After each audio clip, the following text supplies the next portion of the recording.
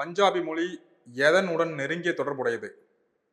ஹிந்தி உருது, ஹிந்தி சிந்தி, Persian Urdu, Sanskrit and Hindi. சமஸ்கிருதம் மற்றும் ஹிந்தி. பஞ்சாபி மொழி எதனுடன் நெருங்கிய தொடர்புடையது? பஞ்சாப் எங்கே இருக்கு? பாகிஸ்தான் பக்கத்தில் இருக்கு. ஓகே, பாகிஸ்தானில் பேசுகிற மொழி எதாக இருக்கும்? இதில் ஏதாச்சும் மொழி பாகிஸ்தானில் பேசுகிறாங்களா? இதில் எந்த மொழியில் பாகிஸ்தானில் பேசுகிறாங்க? சிந்தி பேசுவாங்க, 1-2 பேர் பேசுவாங்க. மேஜராக இது பேசுவாங்க. அவங்க கண்ணுக்கு எது தெரியுது மேஜராக அவங்க பேசுகிறது? உருது. ஸோ பஞ்சாப் அப்படிங்கிறது இந்தியாலையும் இருக்குது, பாகிஸ்தான்லையும் இருக்குது. தெரியும்ல.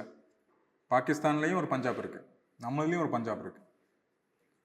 ஸோ அப்போ இங்கே ஹிந்தி நிச்சயமாக இருக்க வாய்ப்புண்டு. பஞ்சாபி லாங்குவேஜ் ஹிந்தி, அதாவது இந்தியாவிலேருந்து தான் உருவாயிருக்குது. அப்போ ஹிந்தி அது கூட கண்டிப்பாக தொடர்பு இருக்கும். அதுக்கு அடுத்தது பாகிஸ்தானில் அதிகமாக பேசுகிறது உருது. பாகிஸ்தான் இது பக்கத்தில் இருக்குது. நம்மளுக்கு தெரியல, நம்ம படிக்கலைங்கும் போது இதெல்லாம் நம்ம படிச்சிருந்தோம் அப்படின்னா நமக்கு ஞாபகம் இருக்கும். பட் ஏன்னா இது நம்ம அவ்வளோ ஃபோக்கஸ் பண்ணியிருக்க மாட்டோம். இது எப்படி இதெல்லாம் ஏன் படிக்கும் அப்படின்ட்டு இருக்கும். பட் அந்த டைமில் you have to use the common sense. இப்போ ஹிந்தி சிந்தி இருக்குது. சிந்திங்கிறது ஆக்சுவலாக பஞ்சாப்லேருந்து வந்தது தான் சிந்தி. பஞ்சாபியே ஒரு லாங்குவேஜ், அதுலேருந்து மற்ற லாங்குவேஜ்லேருந்து உருவானது பஞ்சாபி. பஞ்சாப்லேருந்து வந்து சிந்தின்னு சொல்லுவோம். பெர்ஷியன் உருது அப்படின்னா பெர்ஷியன்னா இங்கே பெர்ஷியா பக்கத்தில் போயிடுது. நம்ம அந்த அளவுக்கு நம்ம போக வேண்டிய அவசியம் இல்லை. சான்ஸ்கிரிட் அண்ட் ஹிந்தி வாய்ப்பு ரொம்ப கம்மி. சான்ஸ்கிரிட் ஹிந்தி வாய்ப்பு ரொம்ப கம்மி.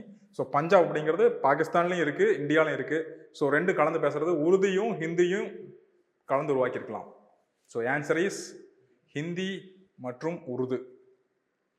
ஓகே, ஒருவேளை உங்களுக்கு தெரியல அப்படின்னா இது மாதிரி யூஸ் பண்ணுங்க.